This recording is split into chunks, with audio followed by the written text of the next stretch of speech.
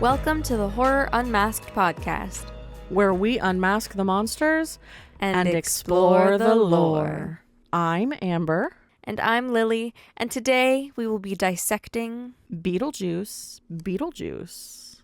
Let's journey to the afterlife. It's been 36 years since the Deets were terrorized by Beetlejuice.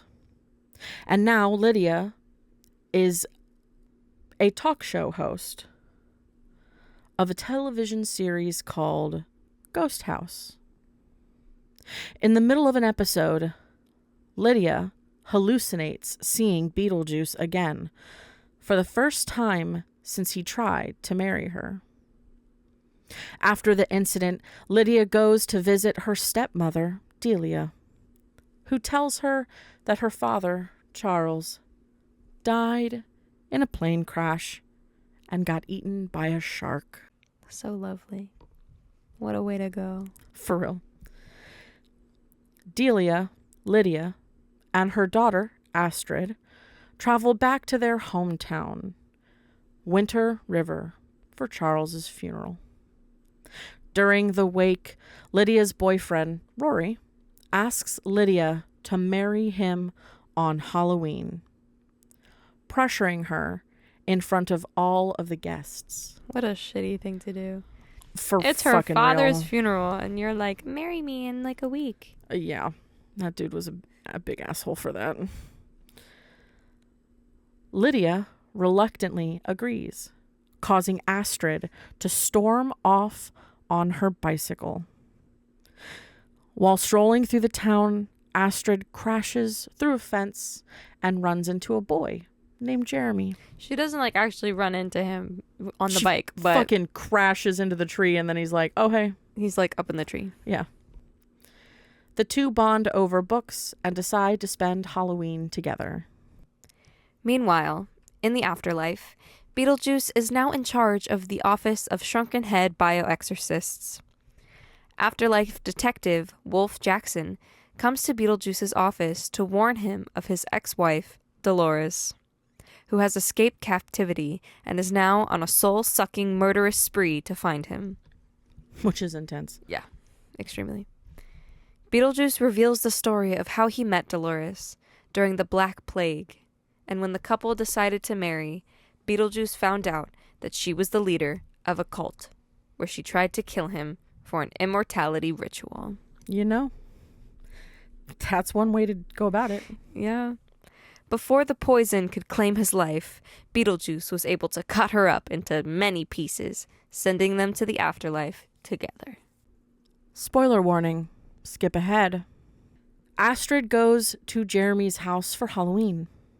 After hanging out for a while, they share a kiss, where they lift off the ground. Astrid freaks out, realizing that Jeremy is a ghost, and that her mother's ability to see the dead was real.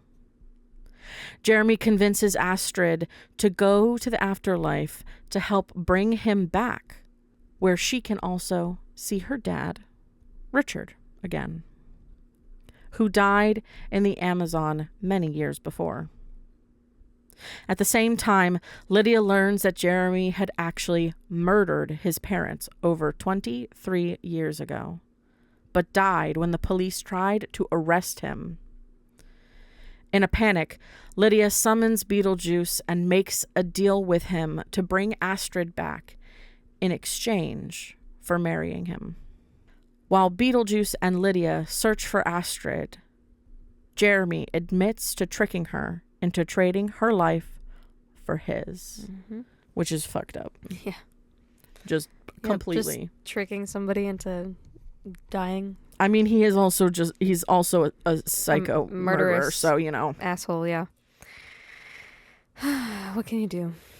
While working at the station, Richard sees his daughter being taken to the Soul Train to be sent to the great beyond. Honestly, also, just the Soul Train. So good. Being so an fun. actual soul train at the same time as being a soul train. Yeah, yeah. If you know, you know. Mm-hmm. Everybody dancing. Everybody dancing. Oh, it's so fun. He goes after her. Lydia finds Astrid, and they escape through a portal to Titan, the planet. Or the moon. Is it a moon? The moon? It's a moon. Where Richard saves them from the sandworm as Beetlejuice sends Jeremy to hell. Yep. After escaping the afterlife, Astrid apologizes to her mom for not believing her abilities, and they both go to Lydia's wedding. Beetlejuice arrives and gives Rory truth serum, where he admits to only wanting to marry Lydia for publicity and money. Shocker. Right. Real shocker. Ugh. Who could have guessed I mean, that he one? literally wanted to stop her from medicating herself so that he could get views. Yeah, basically. Yeah. Beetlejuice gets ready to marry Lydia instead when Dolores bursts in, hungry for revenge.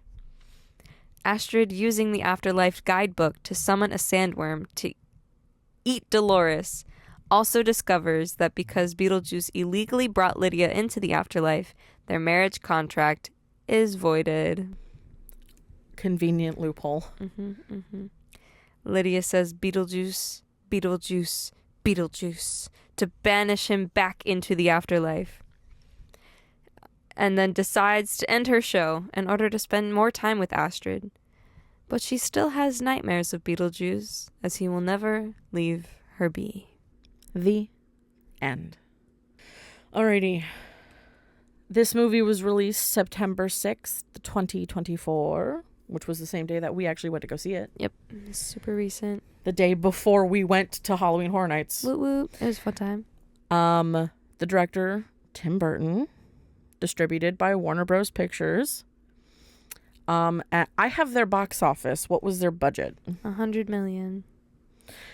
Their box office, at least of the time that I had collected this, I do not know if it's different currently.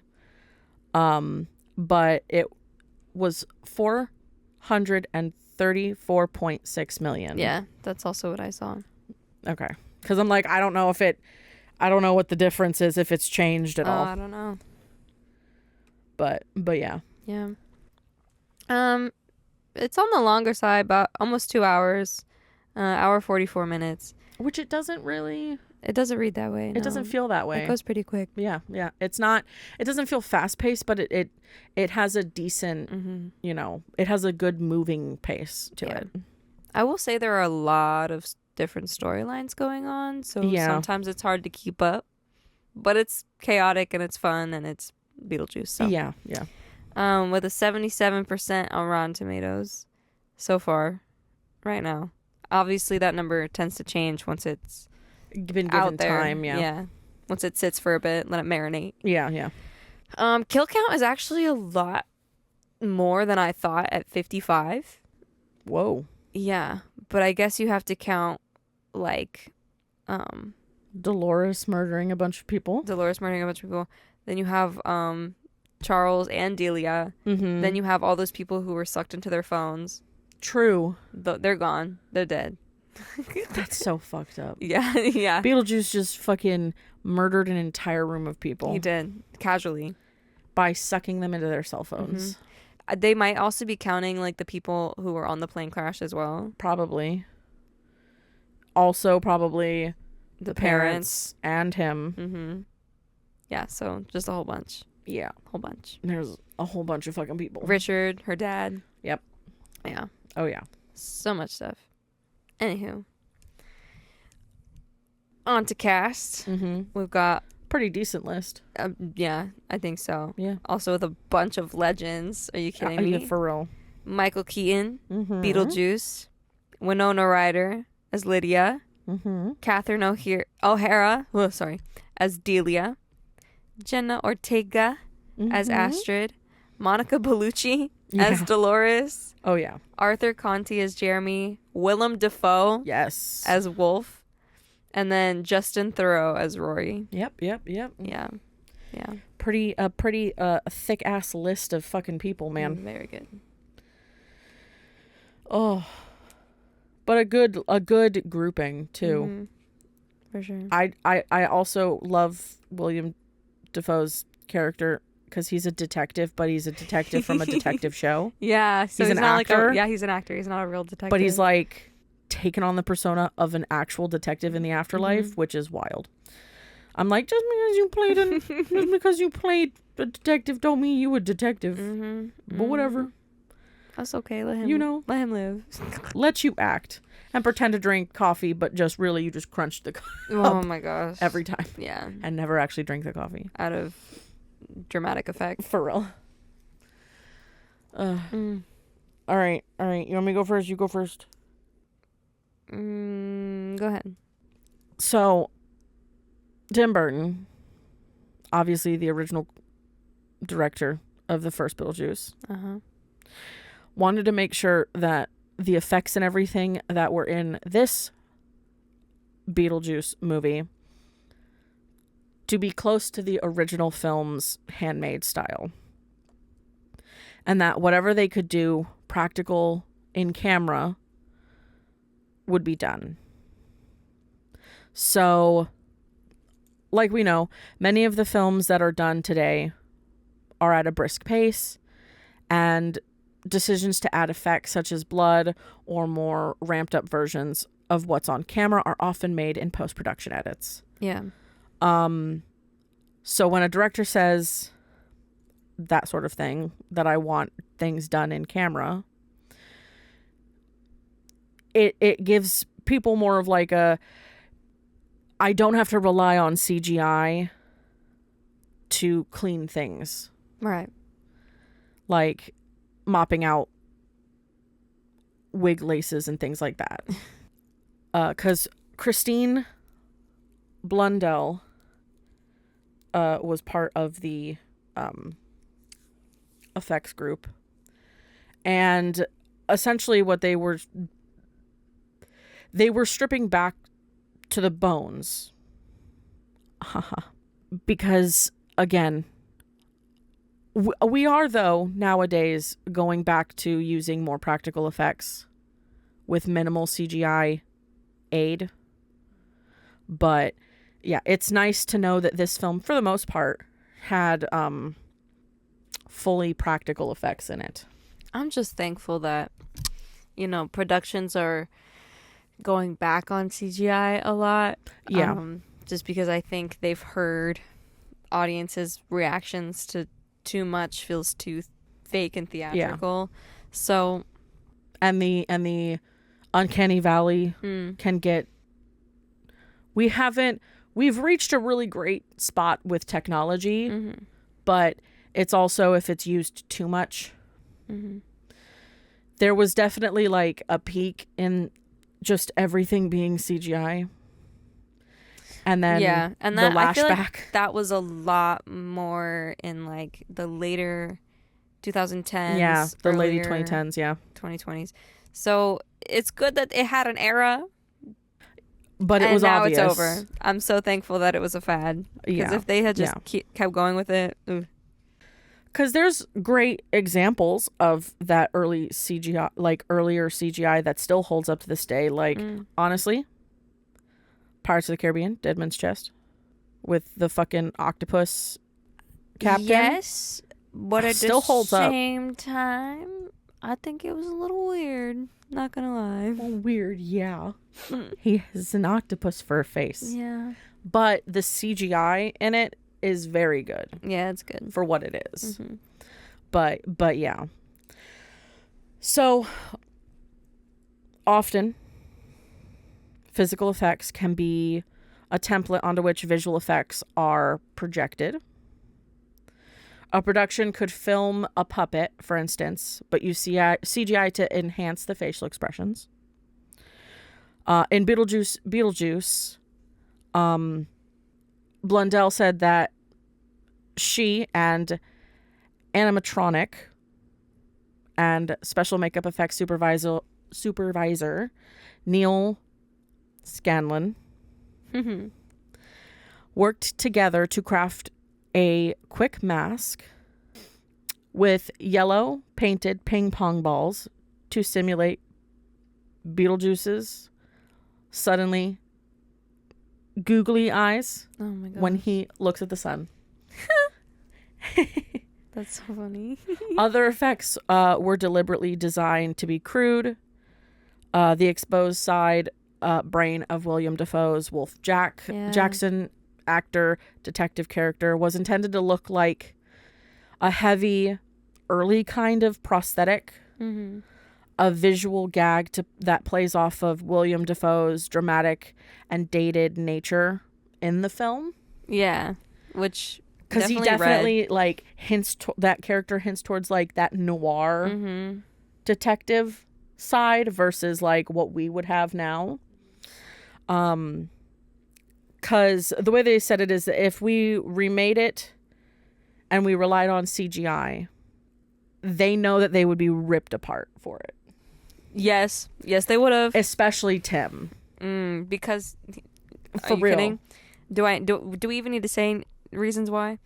Because it's people want to see the nostalgia of the original. Yeah, which is all practical. They want to see the sandworm. Yeah. They want to see the sort of crude makeup effects. Like that's part of what made Beetlejuice is these like over stylized dramatic versions of the effects that were being done. And then I thought about it, and there's like a scene in the movie where like the death of Charles is explained in like a stop motion claymation thing. And it felt weird in the moment, but the more I thought about it, I was like, this is literally Tim Burton. This is class. This is perfect. This is exactly what it is. Yeah. Like, for real.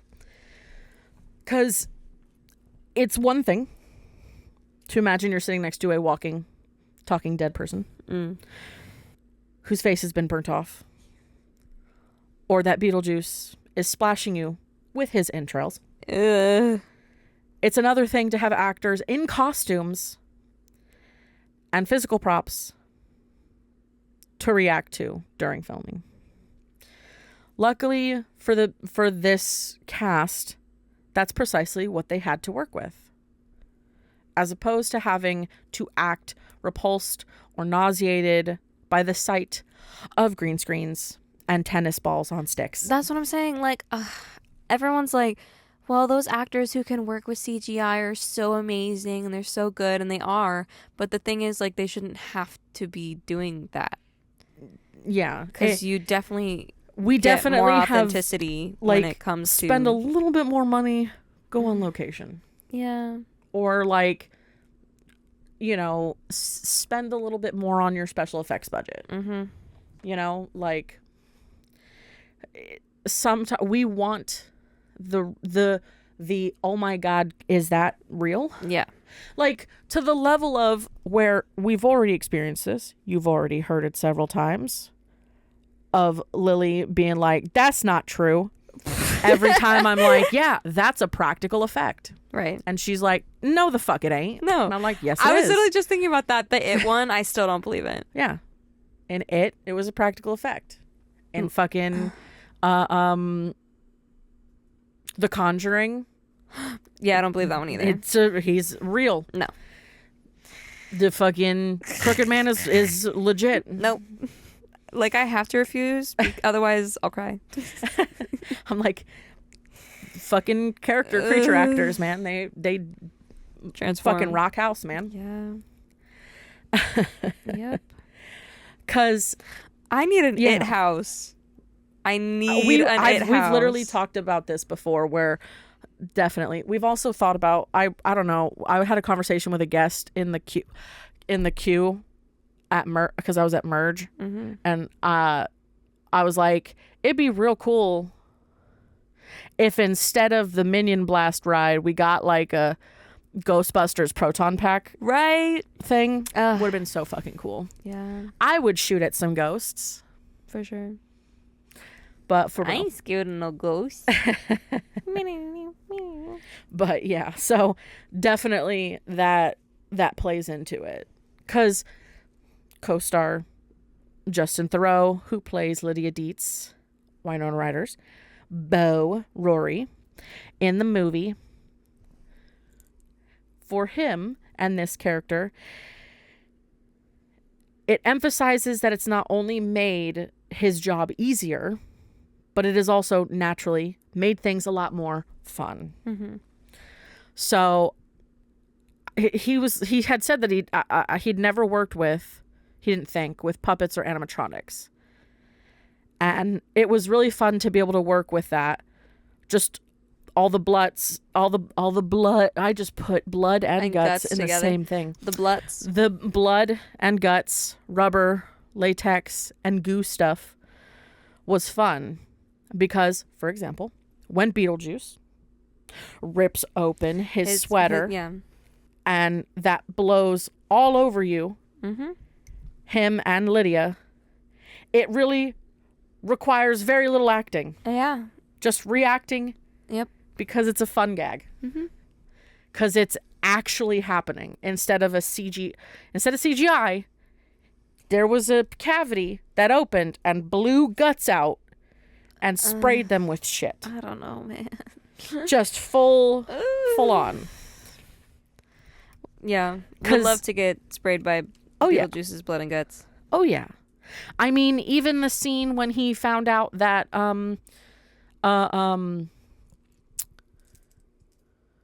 Monica Bellucci, Beetlejuice's wife, Dolores. When Dolores came back, the scene of when his tongue furls out and his eyes go big. Yeah. That's a practical head sculpt. That's so crazy. They use strings to unfurl the tongue. That's awesome. And it's like, it's really kind of cool because obviously when pre-production began on Beetlejuice, the sequel to the iconic 1988 Tim Burton film, originally, it didn't seem like Winona Ryder, Michael Keaton, and the rest of the cast and crew would be returning to their original shooting location. Oh, okay. I tricked you for a second. Yeah, you did. Would be returning, period. Yeah, returning to their original shooting location of East Corinth, Vermont. The original script for the sequel hardly called for exterior shots of the town, known as Winter River in the film, with a lot more sets inside the Dietz home and in the afterlife. So, relatively late in production, the script had quite a big shift, and suddenly the house was a much more prominent part. So, the film's production designer, Mark Scruton, noted the change was driven by Burton's desire for the home to have a bigger presence in the movie. Pretty rapidly, they had gotten on a plane, hired a car with a location scout, and went back to the original location. So, watching the 2024 film, you would literally think the town had barely changed between the 2 decade apart shoots. According to Scruton, you'd be right for the most part. It was rather extraordinary because the town was exactly as it had been in the first film. It was because they were a huge fan of the first film, and then they were suddenly standing in the town of the film. Though little had changed with the town itself, the Maitland/Dietz home never really existed. Right. The facade was constructed, then torn down for the original film. So they needed to rebuild it entirely. That's crazy. Thankfully, the same Why hilltop. didn't they just leave it? Because I don't know. It would have been made. It would have made sense if it did. But the same hilltop, distinctive perch with a view of the rest of town was still empty. Just it had been when they discovered it in the 80s. Yeah. So they were able to reconstruct it. Yeah. And even the house, they referred to it as another character, because when Delia put the shroud, the like ceremonial shroud over the house, it definitely, it's almost like a double mourning, in my personal opinion. Okay. For both the Maitlands who passed on. Yeah. And for the Charles character. Because it was never really the Dietz's house, if that made sense. Yeah. It was Maitland's the whole time. But yeah, it definitely had some good double meanings. But I do enjoy the fact that for the most part, they were able to find this place like exactly as it was when it was. For sure. So, which was very convenient They got for them. so lucky with that. For real. And the fact that nobody had built Anything on top of that anything on site. top. Yeah. I guarantee you they probably... I don't know if they've left the house up there or if they tore it down again. That I do not know. I guarantee you probably a quick little Google search, guys, if you're curious, would answer that question. I hope they left it up. But it would make sense if they did, because it would feel right. Also, little fun fact. When the movie gets to the point when they are in the house, and Astrid gets upstairs and they go back upstairs and you see the whole structure and everything, like the whole town built. Yeah. The miniature diorama. There is a hole in the side of the bridge Oh shit. to represent like the Maitlands and stuff like that. So there's still like a hole there. Oh, wow. So there wasn't in the original, Yeah. and there is now in this one. So, but yeah. But that's my notes. That's really cool. So what you got? What I got the history of psychics. Okay. That makes sense. That makes Because, sense. you know, Lydia. I'm not gonna lie. There's a lot of charlatans Yeah. mixed in with some of the real ones. Mm-hmm. Mm-hmm. Oh, yeah. Yeah. So, I'll add that little note at the end. But, yeah. I got this all from an article called Unraveling the Mysteries of Mind Readers and Seers. Yeah. So, as for its ancient origins and, like, the birth of the psychic phenomena. Oh, yeah. Yeah. That goes fucking hella far. Yeah. Trace back to ancient civilizations where individuals with heightened intuitive abilities were revered and sought after for their insights. Yeah. So ancient cultures all over the globe believed in the existence of spiritual realms, and they tapped into these ethereal dimensions through shamanism, divination, Oh, yeah. oracles, such as the Oracle of Delphi. Yep. I was literally about to say that. Mm-hmm. Oracle Delphi. Which was in ancient Greece. I mean, fuck the fates. Yeah, Shit. the fates. But these oracles would serve as conduits between the mortal and the divine worlds and provided very cryptic messages and prophecies. Oh, yeah. For lots of, you know, I know they definitely used it for like royalty standpoints, trying to see war, or just the next person in line, or like how famine. They checked everything. Everything. As for the medieval mysticism, oh yeah, this was like around the time for the emergence of psychic practices. Mm-hmm. So societies transitioned into the medieval era. Mysticism and occult practices, they gained prominence. Oh yeah. So this is stuff like astrology, numerology, tarot readings, became good popular methods for divination and fortune telling. Yeah. Anyway, so with all of this coming out, there became the line between like true psychic abilities and obviously the fake ones. Yeah. Began to blur.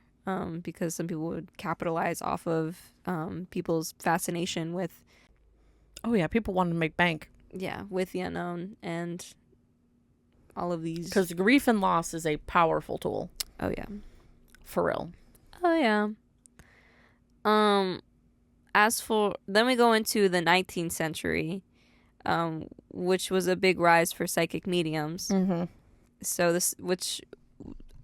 It's something called the spiritualist movement. Yeah. Which gave birth to a new breed of psychics, which are the mediums, Mm-hmm. who claimed to communicate with spirits of the deceased and offered solace and closure to grieving individuals. They would have seances and public demonstrations, and... This is where you get a lot of the charlatans. Yep. They attracted massive attention and fueled the ongoing debate between skeptics and believers. Oh, yeah. All of that time period, the 1900s was part of the reason why even still today people are skeptical about psychics. Oh yeah, because okay, well you got to think the 19th century, like the beginning 19th century going into the 20th century, like early 1900s is when like capitalism kind of took the fuck off Yeah. just because of, Money, money, industry, wars happening, technology. technology advancing. So things were able to be made so much faster. Mm-hmm. So, and people wanted money. Yeah. So they did what they could. Oh, yeah. And people bought it because they had the ability. Yeah. But then you go into the influence of magic shows and an even thinner line between illusion and reality. Now that's the early 2000s. That's the early 2000s. That's that Chris Angel. Oh my gosh. And fucking... Okay, well, I was a Chris Angel girl, okay? We all were. Well, this is just magic shows from the yeah. 19th and 20th centuries. So, like, even further back.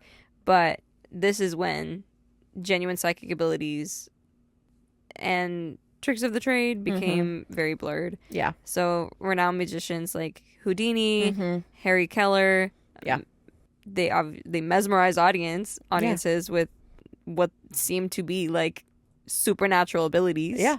But that definitely left spectators to wonder about the limits of human perception. Yeah.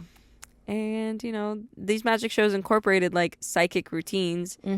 So they would try to incorporate what could be a possible possibility. Yeah. Along with those very obvious like visual illusions. Oh yeah. Then you go into the modern era of like skepticism and scientific exploration, which I know I talked about this. What episode was that? No clue. I don't remember. I could not I don't remember. You. It was a recent one, but it was basically this guy who tried to hold experiments basically, and it was like, it was The Sixth Sense.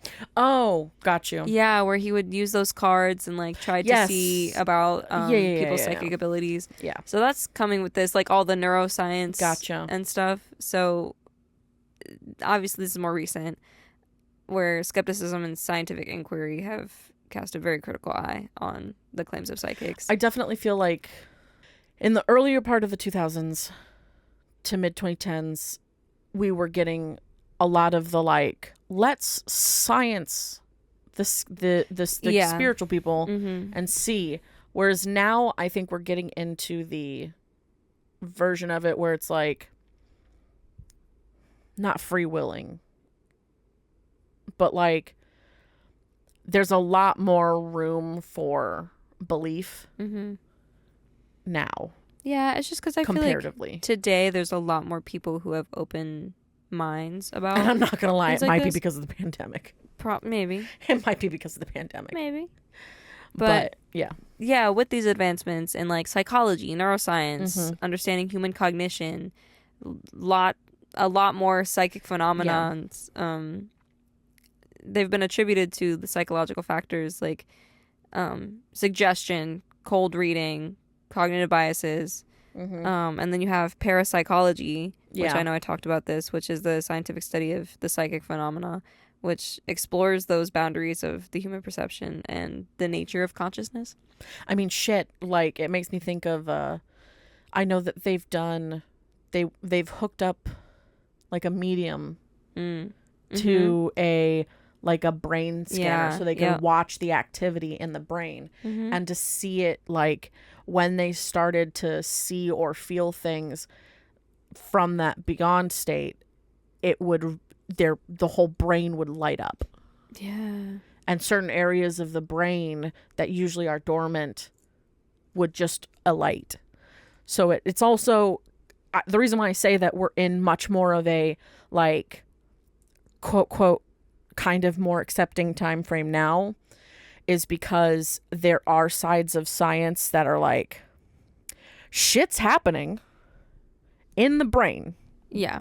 When these people are doing these things, like things are actually happening in areas of the brain that wouldn't normally be active for these things. Yeah. So there's definitely some more science proving to the belief side of it, or showing that it is possible to have that. what I found out during this is that, like, while, yeah, they have hooked these psychic mediums to... Like brain scanners. Yes, thank you. I know that's not the technical term. Yeah, but it's the closest term I got. You know, like PET scans and MRIs and things like that, and have hooked people up. But apparently it's a myth that we only use like 10% of our brain. Yeah. Because you use the whole brain. Yeah. You kind of have to live. Different parts of the brain do different things. Extremely, very much. But it would be an interesting notion, like when people used to think that we only use 10% of our brain, that like what kind of things could you unlock with using the full 100%. So I feel like that definitely could have been a thing where it was like, oh, well, some people may have more percentage of usage, which means maybe they do have more psychic abilities. Yeah. Like Einstein. Yeah. That's what they say. He used a higher percentage of his brain, but, you know. Have you ever seen the movie Lucy? The whole movie is about that. I don't think so. It's so essentially what that movie is, the premise of it is that I think like essentially what it was is that like not like a drug runner kind of thing, but she had like a package of something sewn into her body to transport it. Mm-hmm. But it burst. And so it absorbed into her body. Oh my God. At least, do not quote me on that. I cannot 100% remember, but I feel like it had something to do with that because it was like a blue substance. But it slowly, throughout the movie, you're watching essentially her gain more percentage of her brain. Oh. The higher, like, because the whole movie's about like everybody works at a 10%, but what happens if humans could use the whole 100? Right. What would that do? That's insane. And you watch her slowly, like, she eventually is full Mystique capability. She can like alter her body to change. That's so she cool. can. There's scenes of her like where she just like she'll move her hand and then her hand will like duplicate as it passes. Oh, like full wild shit. Like she could make an animal hand and all like it's all wild shit. Like the human form is nothing but like a construct. Yeah. And then eventually, you know, it's like I'm just not here anymore. I'm in the ether. I'm in the all around. I'm in the digital. I'm the everything. Yeah, yeah. So that's insane. It definitely like goes in that direction. It's a good movie. I'm sure. It's a wild movie. It's definitely like an action sci-fi film. Mm-hmm.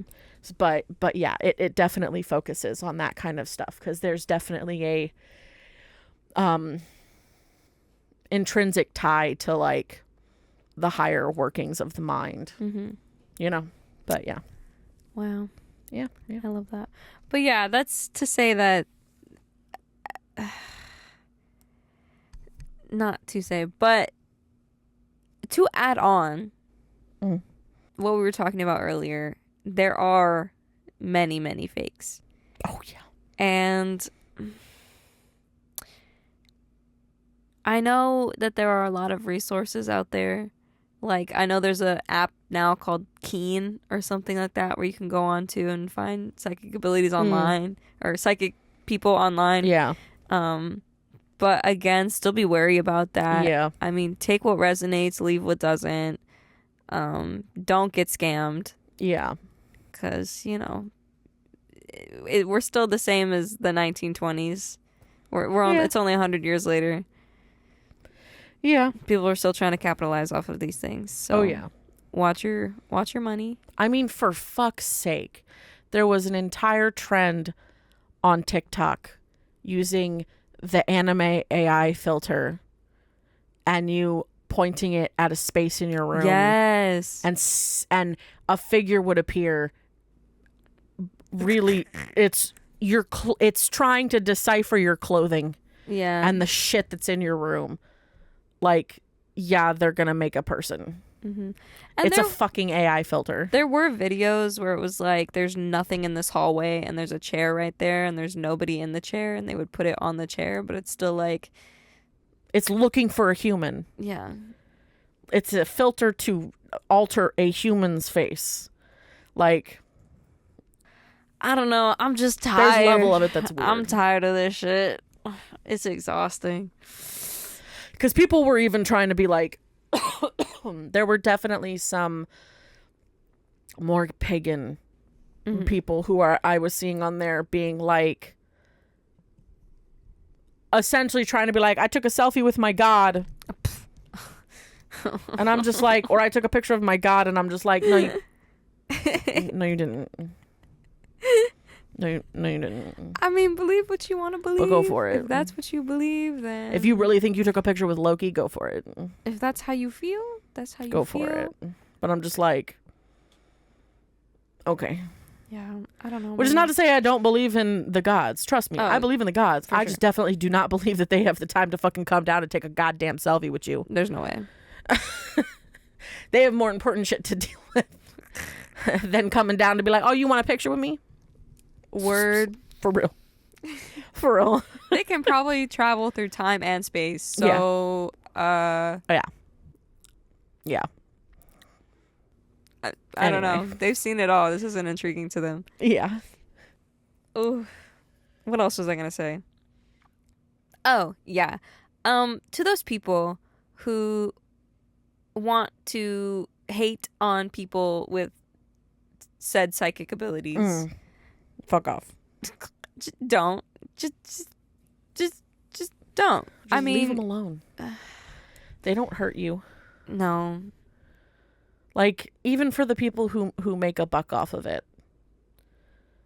Like, there's a level of it to say that even the people who make money off of it, if even on some small level that they're giving someone comfort,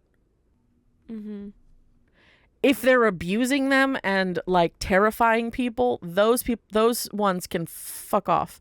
But the ones that like, yeah, make a little money, but like say kind things and be like, these people care and give you a relief of mind, I'm a little bit more willing to let that shit slide because they're not trying to terrorize or like harm. Yeah. I will say I do like those psychic mediums where you can kind of tell that they are the real deal because they give you the good with the bad, but it's not like doomsday for all, you know? Like they're just keeping it real with you. And also, no one can fucking see the future. No. No one can fucking see the future because every choice you make changes it. So anybody who's like, I can read the future or I can read your palms and tell you your future are telling you maybe like in the next 20 minutes. Maybe. Or if not, there's like they can give you like there's a chance of these things, but if you don't work at these things, then it's not happening. That's what I'm saying. Like that's you know what I mean? Was gonna get at. Like they can tell you something, but you have to take the steps in order to get to that point. Otherwise, it's not gonna happen. It's not if they tell you that you're gonna be rich and wealthy, it's not end all be all.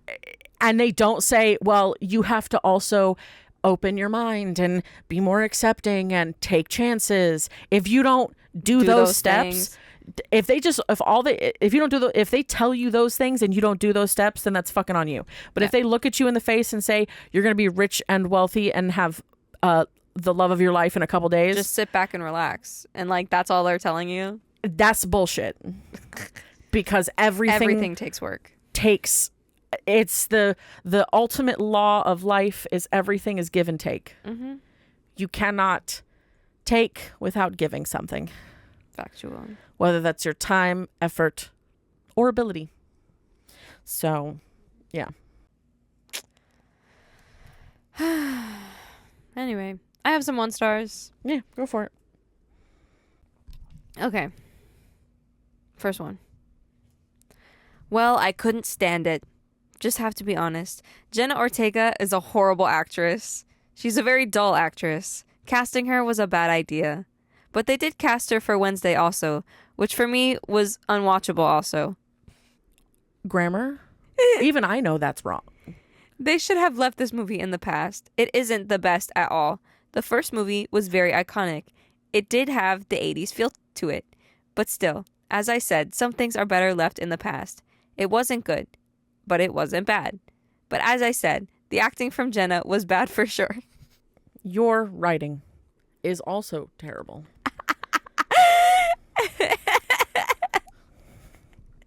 I mean, you don't have to like Jenna, but I don't know, man. You need to go chill out. Both of the characters that you're referring to are both kind of on a similar plane, just different sides of it. Yeah, I just think it's so funny because he keeps going. So for me, it ruins the whole thing, just like Wednesday, which I wanted to love, as I have always been a huge fan of the Addams Family. But it was ruined. The whole cast for Wednesday was bad, but it's a shame. This could have maybe been good if Jenna wasn't in it. You just seem like a Jenna hater. Yeah, I think so. Jenna hater, but also super redundant and like extremely redundant. Holy shit. But also, you put a period after every 5 words. Oh my fuck. I don't know, man. If you don't like an actor and all you're going to do is bitch and complain that this actor was in the film, you can not write your review. And I will say she was in it, but I wouldn't say she was the main character. No, she had a tiny little side story going on, and that was about it. The main character was, and still is, Lydia. And Beetlejuice. Like, that's our main characters. And that's where I might agree with this next one just a tiny bit with one thing that they say. As a big fan of the original Beetlejuice, the sequel was a huge disappointment. I disagree with that part. Yeah. But this next one, I kind of agree. Okay. Lydia Dietz, once the strong, quirky character we loved, was reduced to a complete pushover. That I agree with. I agree with that. It's a little weird. Like, yeah, she was depressive and stuff like that as a teenager, but she was also edgy. was she like... knew who she was. She didn't give a shit. She was rebellious. Yeah. And, yeah, the Lydia we got was like a timid, unsure, scared version of herself. Mm-hmm.